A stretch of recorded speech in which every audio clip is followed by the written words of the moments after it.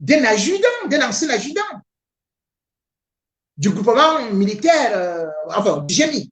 Enfin, quelqu'un a certainement vu, voulais-je dire, plutôt, un adjudant qui avait été envoyé, groupement polyvalent d'intervention, dans des régions anglophones, en 2010. Matteo Gideon, quelque chose comme ça. Matteo. Il est arrivé, il a fait une vidéo. Et cette vidéo détaille tout. Il allait du côté maintenant des Ambazoniens. Il les entraîne. Chaque jour, les Ambazoniens recrutent donc dans les forces de sécurité du Cameroun. Et ce n'est pas parce qu'on est en train de faire du bruit avec le ministre de la Défense qui envoie des chars, qui envoie ceci, que les gens croient que cette fois-ci, on va alors voir la guerre qui sera déclenchée, qui va faire ceci et cela. Mais non, c'est impossible. Au moment où je vous parle, vous avez vu qu'après l'attaque qu'il y a eu dans Abamessing, dans l'axe de Samba, que non seulement les militaires étaient désorientés, non seulement ils ne connaissent pas la réalité du terrain, mais surtout, il faut savoir que derrière ça, ils n'ont pas eu de renfort. Pourquoi? Parce qu'aujourd'hui, quand on demande à un militaire d'aller, il sait qu'il va mettre sa tête là-bas. Vous avez vu, ils ont poursuivi de l'autre côté de Ndop. Mais comment Ndop aujourd'hui? Mais ils sont partis brûler toute une sous-préfecture avec le portrait de Paul Biya. Quand on s'attaque déjà aux édifices publics, et le gouvernement continue à vous dire que non, on maîtrise la situation. Mais le sous-préfet a fui. Les gendarmes ont fui. Mais c'est les Ambazoniens qui règnent en maître dans ces zones-là. C'est des zones de non-droit. On ne peut donc pas venir mentir des Camerounais que oui, nous allons maintenant lancer une nouvelle opération. Ils envisagent lancer l'opération qu'ils appellent les chars de Dieu. Les chars de Dieu. Voilà la nouvelle opération du gouvernement camerounais. Mais cette opération est vouée à l'échec. Puisqu'ils s'en vont avec des chars, justement. Mais ce n'est pas une guerre conventionnelle. Dans des guerres conventionnelles, vous avez un ennemi devant vous qui a une tenue quelconque. Et il y a un front d'attaque, un front de combat, voulais-je dire. Mais vous partez avec des chars faire quoi? Puisque ces populations, enfin, puisque les Ambazoniens réussissent à se fondre au milieu des populations, vous allez les identifier comment? Vous allez tirer sur qui? Les chars servent à quoi là-bas?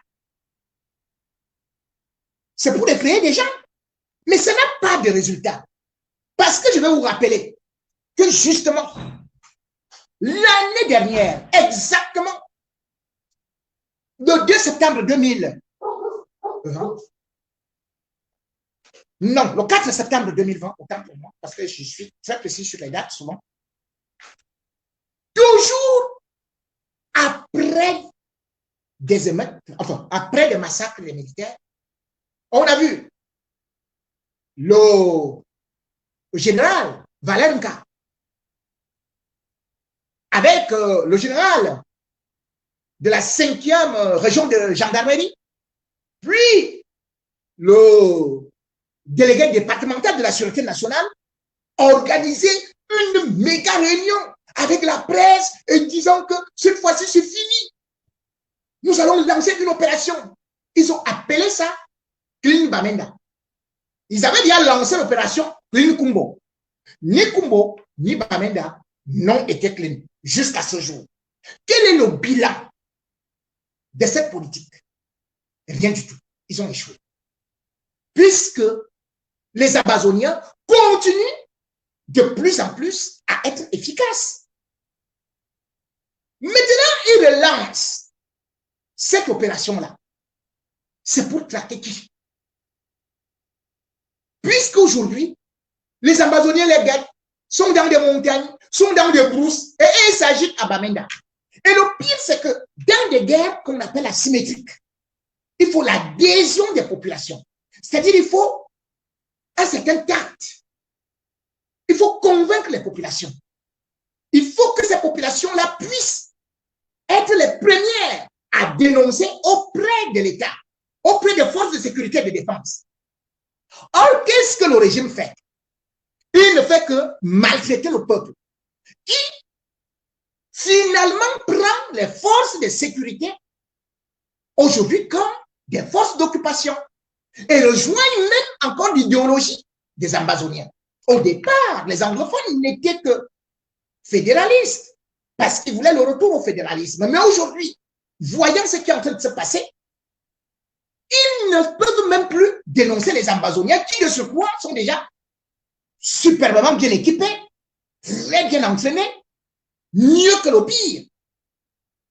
Et qu'est-ce que ça devient donc? Là, juste après le carnage, le gouvernement, toujours dans sa brutalité, sans stratégie, ils envoient des éléments au niveau de Bamboui, toujours dans le nord-ouest. Et ils arrivent en plein marché, très tôt le matin. Ils arrêtent des urnes, des vieilles mamans en train d'allaiter, d'autres qui ne marchent même pas. On les fait monter dans des camionnettes. On part avec eux dans la gendarmerie, les garder, les torturer. En leur disant à certains commerçants que oui, vous avez respecté les villes mortes, il ne fallait pas respecter. Mais le commerçant va faire comment quand il se sent en insécurité? Tu pars donc avec lui. Quand tu finiras avec lui, son frère, son épouse, ou lui-même, va-t-il encore considérer cette armée comme étant une armée républicaine? Puisque tu viens de l'humilier. Ces bébés qui te regardent, mais ils vont se transformer en futurs Amazoniens. Jamais ils ne pourront laisser la guerre s'achever, puisqu'ils auront besoin de venger leurs parents.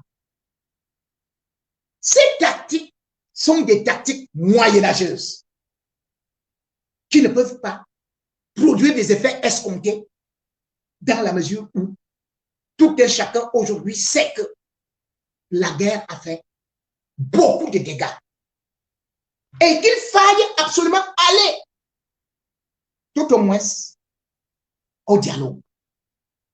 Mais puis s'ils ne vont pas au dialogue, voilà les forces de sécurité qui sont en train de déserter.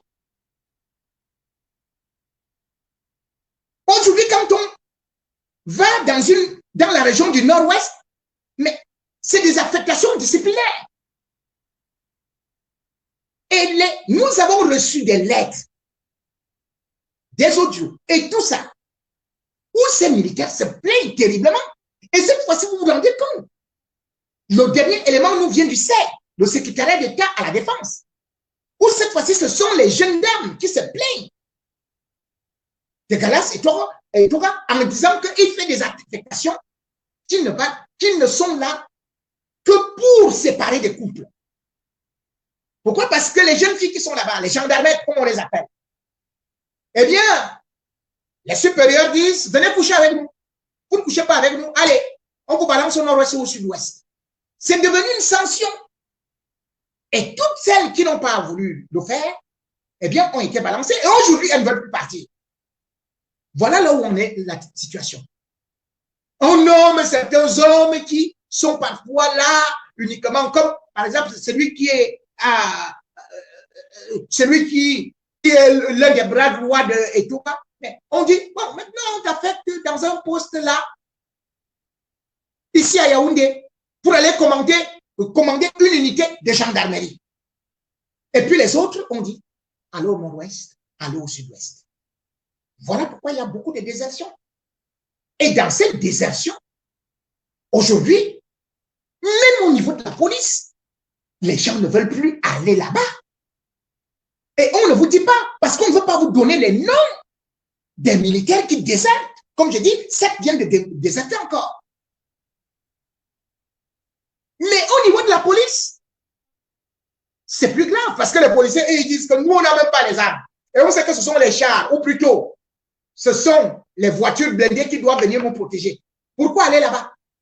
Et du coup, ils ne parlent plus.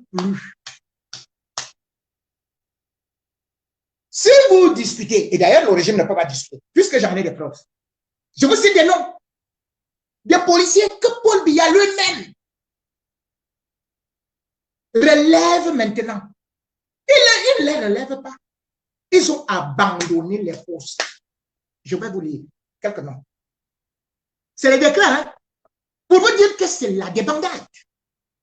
Pour ceux qui pouvaient encore discuter, que vous le sachiez donc, parce que non seulement il a fait des abaissements de grade, je vais y revenir un peu plus tard, mais cependant, je vais vous lire les arrêtés pour vous dire que ce que nous vous disions depuis, que les enfants et les familles commencent déjà à dire que non, non, et même dans l'armée ou la police, que ce n'est plus bon. Voilà ça qui est donc arrivé. Voici les arrêtés, signés de Paul Biya. Tout ce monde a fui. Hein. Arrêté numéro 507, bar CAB, bar PR, du 4 juin 2021, portant révocation d'office de M. Chifukanjo Cornelius, matricule 570-855A, inspecteur de police de premier garde, pour abandon de poste. Arrêté numéro 54, bar CAB, du 15 juin 2021, portant révocation de M. Mbarga Fabien Lucien, matricule 571 080E, inspecteur de police, deuxième grade, pour abandon de poste. Arrêté numéro 525, bar CAB PR, du 15 juin 2021, portant révocation d'office de M. Chewa Liendje Arnold Brolin, matricule 0057 709, gardien de la paix de deuxième grade, pour abandon de poste. Arrêté numéro 0625, bar CAB PR, du 2 juillet 2021, portant révocation d'office de M. Onchupwen Louis Jonathan, matricule 598 413. I. Gardien de la paix principale pour abandon de poste. Bon, si vous voulez, on vous donne même les dates que ça a été constaté. Hein. Ça a été constaté, par exemple, celui-ci, le 28 mai 2021. Mais comme je vais aller un peu plus vite par rapport au temps. Arrêté numéro 0626, bar CAB, bar PR, du 02 juillet 2021, portant révocation d'office de M. Nkumbo Dieudonné, matricule P 109 696, gardien de la paix, premier grade, pour abandon de poste. Arrêté numéro 0676, bar CAB, bar PR, du 9 juillet 2021, portant révocation de M. Sake Djogom Cédric, matricule Y056 914, inspecteur de police premier grade, pour abandon de poste. Arrêté numéro 0677, bar CAB, bar PR, du 9 juillet 2021, portant révocation d'office de M. Salama Oscar, matricule X059 731, gardien de la paix, deuxième grade, pour abandon de poste. Arrêté numéro 0678, bar CAB, bar PR, du 9 juillet 2021, portant révocation d'office de M. Meignier Mozor Peggy Moni, matricule 566 479 W, gardien de la paix, deuxième grade, pour abandon de poste. Arrêté numéro 679, bar CAB, bar PR, du 9 juillet 2021, portant révocation d'office de M. Quencha Adonis, matricule Y058 455, gardien de la paix de deuxième grade, pour abandon de poste. Arrêté numéro 0680, bar CAB, bar PR, du 9 juillet 2021, portant révocation d'office de M. Eloga Romaric Wilfried, matricule A108 016, gardien de la paix de premier grade, pour abandon de poste. Arrêté numéro 0737, bar CAB, bar PR, du 15 juillet 2021, portant révocation d'office de M. Mbou Clinton Kemassan, matricule I109 442, gardien de la paix de premier grade, pour abandon de poste. Décret, matricule, voilà. Officier de police, deuxième grade, pour abandon de poste. Celui-là s'appelle Mbozo. Voilà, arrêté numéro 0748, bar CAB, PR du 21 juillet 2021, portant révocation de M. Mbozo Modjo, Guy Joseph. Voilà. Abandon de poste. Arrêté numéro 0766, bar CAB, bar PR du 26 juillet 2021, portant révocation d'office de M. Belinga Atto, bienvenue, matricule 595 814 M, inspecteur de police de deuxième grade, pour abandon de poste. Arrêté numéro 767, bar CAB, bar PR du 26 juillet 2021, portant révocation d'office de M. Nyekwe Juste, matricule 595 733 S, gardien de la paix principal, pour abandon de poste. Arrêté numéro 783, bar CAB, bar PR du 28 juillet 2021, portant révocation d'office de M. Henri Ngwese Ewondo, matricule I109 269, gardien de la paix de premier grade, pour abandon de poste. Arrêté numéro 0807, bar CAB, PR du 30 juillet 2021, portant révocation d'office de M.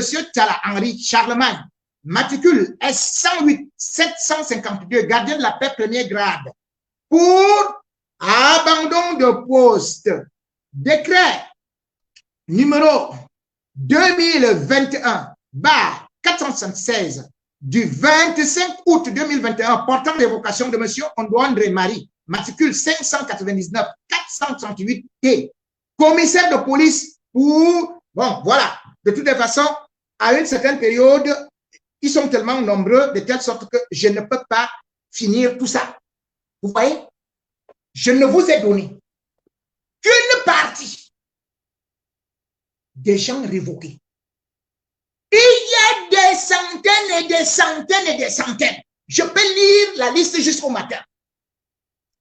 Vous pouvez voir les commissaires, les inspecteurs de police, les gardiens de la paix qui ont payé les concours. Vous-même, vous savez, pour aller à la police. N'est-ce pas, on paye le concours? Mais s'ils partent, vous croyez qu'ils partent où? À la maison? Mais ils s'enfuient du front. Dès qu'on les envoie là-bas, il n'y a personne qui va rester là-bas. Et la guerre va donc se retourner. Parce que non seulement on va assister au phénomène qu'il y a eu aux États-Unis avec le Vietnam, où on se disait que non, donc vous envoyez seulement les fils des pauvres pour aller mourir au front. Hein, et vos enfants, ils vont dans les grandes écoles. C'est eux-mêmes, entre eux, que ça va mal tourner. Parce que vous vous rendez compte que autant de gens qui abandonnent la police après avoir supplié d'y aller en une seule année. C'est-à-dire qu'en 2 mois, on a des centaines et des centaines, des centaines, des centaines. Combien de fois les militaires? Ils vont donc renforcer le camp ennemi. Puisqu'ils n'auront pas de salaire, qu'est-ce qu'ils vont faire? Mais si tu n'as pas de salaire, et encore que beaucoup ont traversé au Nigeria ou d'autres ont rejoint le camp, mais tu vas là où tu peux au moins être nourri. Puisque quand on les révoque, ils vont faire quoi après? C'est ça le problème. Et d'autres même, si jamais ils ont déserté, ils peuvent aller en prison. Mais puisqu'ils ne veulent donc pas venir se soumettre à cet exercice odieux, que non seulement ils n'ont pas de salaire, mais ils vont en prison, mais ils vont grossir les rangs des Ambazoniens. Voilà ce que je vous avais dit. Voilà ce que j'avais prédit. Et voilà ça qui se passe aujourd'hui. Apprêtons-nous, vous allez reconnaître vos frères qui étaient militaires, vos frères qui étaient obéis, vos frères qui étaient commissaires.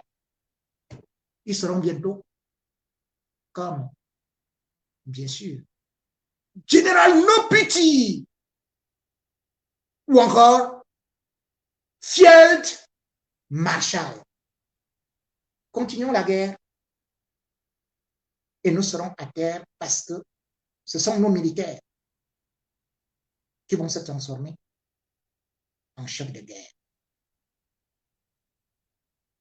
Et tout de suite, ceux qui prétendent savoir lire la géopolitique et qui aiment écouter des petits raccourcis qui ont dit que nos militaires étaient les mieux formés et qui pouvaient vaincre les Ambazoniens. Aujourd'hui, ils ont compris que c'est une guerre qui allait durer puisqu'ils parlent déjà de 45 ans. Ça pourra dépasser. Sauf que la seule chance que peut-être le Cameroun aura, c'est qu'on pourra s'asseoir après Paul Biya, parce que dans tous les cas, il n'est pas éternel. Mais si c'est eux qui viennent, ça va continuer. Et surtout avec leur mentalité. Vous avez dit que Paul Biya, quand je lisais tout de suite une traduction d'une vidéo, on disait que c'est l'apôtre de la paix, que c'est lui qui refusait les accords militaires. Mais aujourd'hui, il est obligé, c'est lui-même qui repart signer les accords militaires avec la France. Paul Biya et la France, une affaire d'amour. Paul Biya n'est pas un panafricaniste. J'ai vu des gens qui, tels des istitis, sur des arbres, montaient le derrière, chantonnaient que le Cameroun enfin est sorti des accords coloniaux parce que Paul Biya ne les a pas reconduits et que le Cameroun était enfin libre. Mais depuis là, ils ne m'ont pas dit ce que le Cameroun est devenu depuis. Est-ce que le Cameroun a gagné quelque chose? Est-ce que leur niveau de vie a changé? Non. Ils ont dit que Paul Biya a refusé de reconduire les accords comme vous avez suivi tantôt. Et pourtant, Paul Biya vient de les reconduire en toute cachette, sans dire aux Camerounais.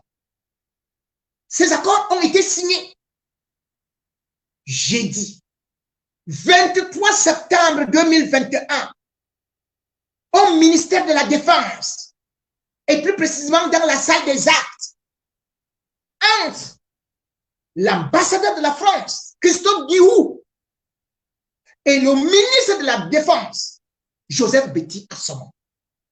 Vous vous rendez compte? Pour signer les accords militaires, on doit passer par les parlementaires. On doit consulter le peuple. Parce que ça engage la vie d'une nation. Et parce que les répercussions seront terribles. Voilà donc les accords qui ont été signés.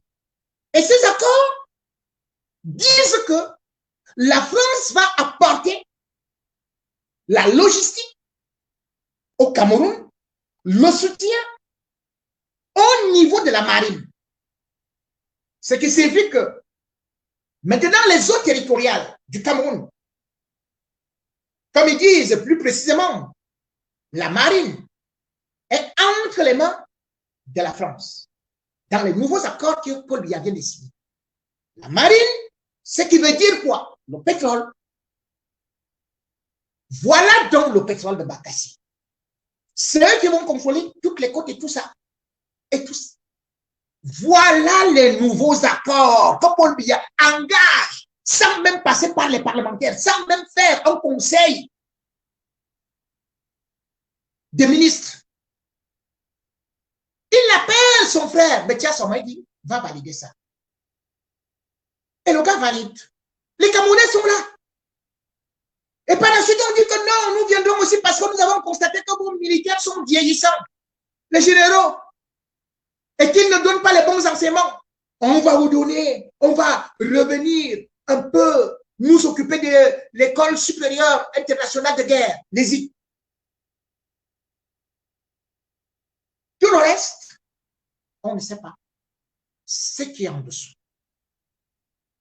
Mais en dessous de ça, il y a le fait que ces accords ont été discutés en France depuis de longues années, ont été bien étudiés et ils sont passés par le Parlement. Quand Paul Biya les a d'abord signés en 2009 et plus précisément le 21 mai 2019, Sarkozy était venu. Il a brandi le document à Paul Biya qui l'a validé parce que Paul Biya, avec son ami Alain Juppé, qui l'a toujours défendu, et il y avait, bien sûr, l'autre bandit, François Fillon, Premier ministre, qui était dans le circuit. Alain Juppé était ministre des Relations extérieures et de l'Europe, des Affaires étrangères et de l'Europe. Ils ont fignolé un projet. Et dans le projet qu'ils ont présenté à l'Assemblée nationale française, que les sénateurs et les parlementaires français ont validé, la France y trouve et dit que le Cameroun est non seulement la porte d'entrée de l'Afrique centrale qu'il faut absolument contrôler, mais surtout aussi pour avoir un pas, parce que le Cameroun, c'est aussi la porte non seulement de la République centrafricaine, du Tchad, mais surtout le golfe de Guinée, et qu'il y a des gisements de matières premières là-bas. Après, on va dire que c'est les opposants qui veulent vendre le Cameroun à la France. C'est le rapport qui est fait, qui a été validé à l'Assemblée nationale, qui a été promulgué par une loi. C'était la loi 2011, 342. 2011-342 du 20 avril 2011. Les Camerounais n'étaient au courant de rien. En 2009, où on dit, il faut savoir aussi que le Cameroun, contrairement au Tchad et la République centrafricaine, a le port. Et nous, pour notre fret militaire, donc pour que les armes aillent même dans toute l'Afrique, il faut que ça passe par le Cameroun. Mais j'ai entendu des histoires dire que le Cameroun, oh, nous, on n'a pas, Paul Biya a refusé la base militaire française. Voilà les accords militaires. Toutes les armes qui vont au Gabon, là, il y a la base militaire, ça passe par le Cameroun. Toutes les armes qui vont en République centrafricaine, ça passe par le Cameroun. Qui vont au Tchad, ça passe par Paul Biya. Et c'est la France qui oriente toute cette politique militaire. Les accords monétaires qui avaient été signés, c'était à Brazzaville, le 22 novembre 1972. Au moins, on se disait qu'on allait nous en sortir, puisque là, c'était l'union monétaire de ce qu'ils appelaient, par exemple, l'Afrique équatoriale française. Mais par la suite, lorsqu'on voit quand même Paul Biya arriver au pouvoir, on se dit que ces accords vont au moins finir. Mais c'est lui qui a encore bien moulé l'union monétaire jusqu'à demander à Obiang Nguema, qui avait déjà sa propre monnaie, que viens avec nous au franc CFA. Paul Biya, le seul président qui n'a jamais condamné le franc CFA.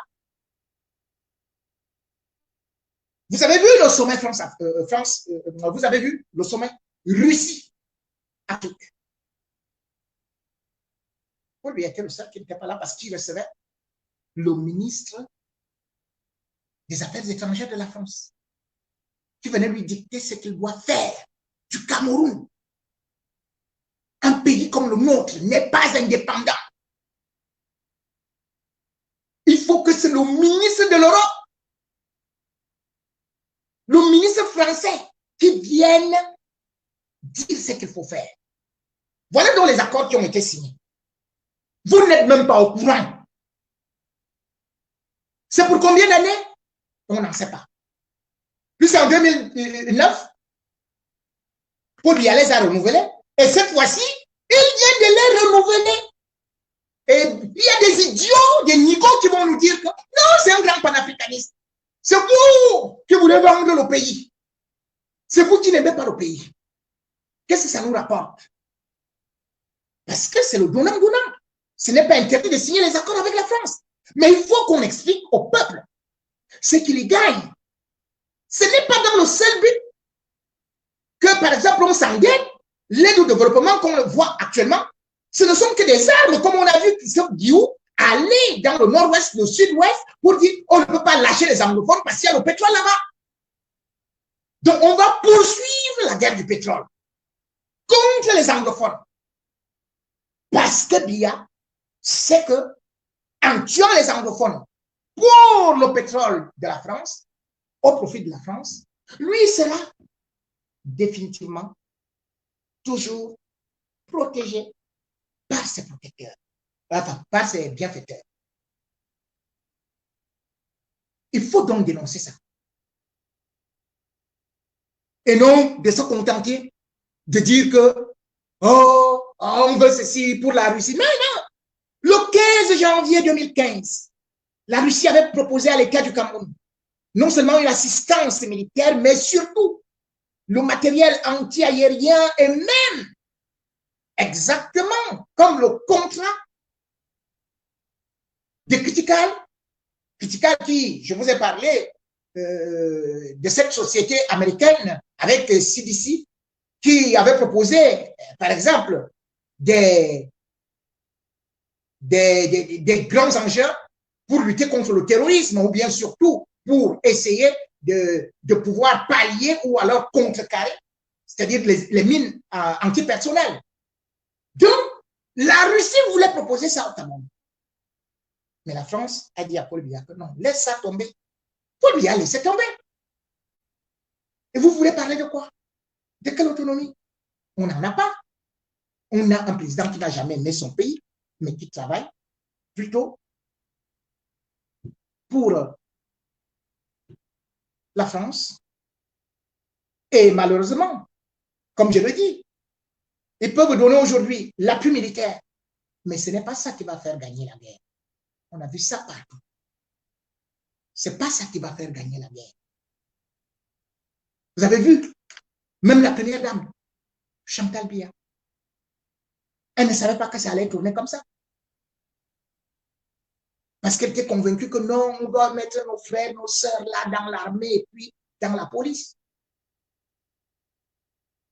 La promotion, à partir de la promotion 2000, 2001, qu'est-ce que Chantal Biya faisait? Elle disait tout simplement, elle appelait le délégué général de la Sûreté nationale ou bien elle disait que oui, voilà, il faut tel ou tel nombre de personnes. On prenait les frères du pays, du village, pour mettre en formation à Moutenguene. Mais qu'est-ce qui s'est passé? Il s'est passé que depuis justement 2001, dans cette promotion-là, on a tellement mis ces gens-là, mais sans formation, qu'aujourd'hui, certains se retrouvent au front, ils ne savent même pas tenir un PA.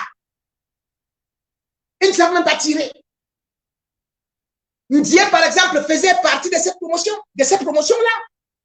Les promotions Chantal Biya. Et cette promotion, c'était quoi? C'est-à-dire que la promotion doit normalement durer 9 mois. Par exemple, au BIR, à Moutenguene. Mais Chantal Biya attend que la formation fasse peut-être 6 mois. Au 7e mois, quand on fait déjà, ou bien au 6e mois, quand on fait déjà ce qu'on appelle les diablos, ceux qui ont fait la formation militaire ou ceux qui ont fait la police, ils connaissent ce que c'est. Donc, le diablo, c'est que Vous n'êtes plus là pour apprendre. C'est presque déjà la distraction. Vous avez déjà appris le tir, vous avez déjà appris ceci et cela. Donc, vous venez juste faire un acte de présence. Ils ont été envoyés sur le terrain, ne sachant pas tenir des armes. Ils se font massacrer et eux-mêmes, ils sont en train de déserter. Ils sont en train de pleurer. Dans le village, maintenant, on dit pourquoi Chantal n'a pas envoyé ses fils là-bas. Je peux avoir une longue liste à vous montrer le nombre de personnes issues du village de Chantal Biya qui sont entrés, qui sont allés se balader à Moutengene, qui ne savent pas tenir une arme. D'autres ont été mis en prison parce qu'il va à Limbe, ou bien l'autre avait été envoyé d'abord à Tiko. Il arrive là-bas, l'arme déjà tombe même. Il ne sait même pas comment. Le PA. Quand on fiche là, les concours qu'on faisait là, les faux concours là, mais la vérité finit toujours par nous rattraper. Et ils sont en train de rattraper la famille présidentielle. Parce que maintenant, elle est obligée, elle-même ne sait plus combien de personnes elle a envoyées, elle a recruté. Le temps qu'on fasse des requêtes, oh, me voici déjà au nord-ouest, l'autre est déjà parti mourir et tout et tout. On ne sait plus. Donc, comme ils faisaient toujours que dans chaque concours, on veut prendre la famille, mais ils n'ont pas su que la guerre allait arriver de cette façon-là. Et que les incompétents, ceux qui n'ont pas été formés, ils se retrouvent maintenant face à face à des gars aguerris. Et ils sont formés pratiquement depuis 4 ans, 5 ans, hein, les ambazoniens. Donc, ils dépassent déjà les oiseaux de Chantal Biya, qui ne peut plus qu'aujourd'hui pleurer. Je ne pourrais pas continuer avec beaucoup ce dossier parce que